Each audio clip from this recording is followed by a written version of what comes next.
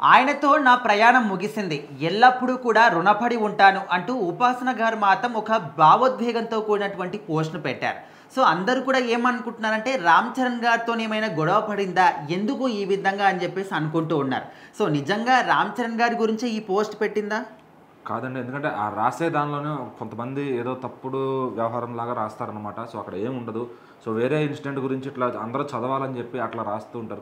ఇక్కడ విషయం ఏంటంటే ఆవిడ ఒక సాయిబాబా పూజ అనేది చేసుకున్నారనమాట.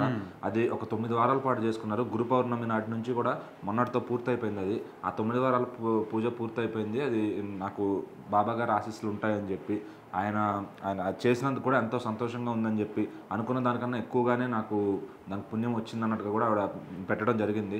సో, దానికి అందరూ రకరకాలుగా రాయడం ఆ ఇన్సిడెంట్‌ని. సో, ఆవిడ పెట్టిన అంటే ఇంగ్లీష్ రాకనుకోవచ్చు వీళ్ళు రాసే రాతలు. సో, ఆవిడ పెట్టిన ఇంగ్లీష్ పోస్ట్స్ ఏవైతే ఉంటాయో అవి కొంచెం వీళ్ళకి అర్థం కావనమాట. ఆ రకంగా అట్లా పెడుతూ ఉంటారు. సో, అక్కడ ఏం లేదనమాట. వాళ్ళ ఇంట్లో ఎప్పుడు కూడా ఏదో ఒక పండగకి పూజలు చేస్తూ ఉంటారు, వ్రతాలు చేస్తూ ఉంటారు. ఆవిడకి టైం ఉన్నంత వరకు చేస్తూ ఉంటారనమాట.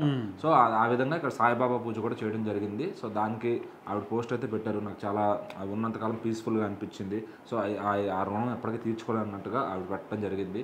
సో, దాన్ని వీళ్ళు రాసే విధానం కొంచెం వేరే విధంగా రాస్తున్నారనమాట. సో, ఖచ్చితంగా అలాగే క్లింకారాకి నర్స్ ఉంటారనమాట. ఆవిడతో కూడా కలుపుకొని చేయాల్సిన కార్యక్రమాలన్నీ చేయించుకుని అంటే ట్రస్టెడ్ పర్సన్స్‌తోనే చేపిస్తారు. ఏ పనైనా కూడా ఇంట్లో వాళ్ళకి పూజ అయినా, కార్యక్రమం అయినా కొంతమంది స్టాఫ్ ఉంటారు కదా! వాళ్ళకి కావాల్సినవన్నీ తెప్పించుకొని వాళ్ళు నీట్‌గా దేవుడికి ఎట్లా అలంకరించాలో అలా అలంకరించి ఏ అకేషన్ ఉన్నా కూడా ఇప్పుడు వినాయక చవితి అయినా, దీపావళి అయినా ఏ పండగ ఉన్నా దేవుడికి పూజ చేసుకున్నారంటే ఫోటోస్ సోషల్ మీడియాలో ఖచ్చితంగా షేర్ చేస్తారు. సో, ఉపాసన గారు పూజ చేస్తే మొత్తం ఫ్యామిలీ అంతా కూర్చుంటారనమాట. సో, వాళ్ళ ఫ్యామిలీ వీడియోలు గానీ, ఫోటోలు గానీ ఏవో ఒకటి ఆ పండగ రోజు షేర్ చేస్తుంటారు. మార్నింగ్ పూజ జరిగితే మధ్యాహ్నానికి ఆ వీడియో అయితే వస్తుందనమాట.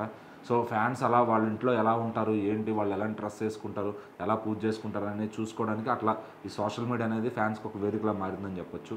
సో, మరి ఉపాసన గారు పెట్టిన పోస్ట్‌లో జస్ట్ అంత నానార్థాలేం వెతకవసరం లేదు. ఆవిడ పూజ సక్సెస్‌ఫుల్‌గా పూర్తి చేసుకొని బాబా గారి బ్లెస్సింగ్స్ తీసుకుంటున్నారంతే.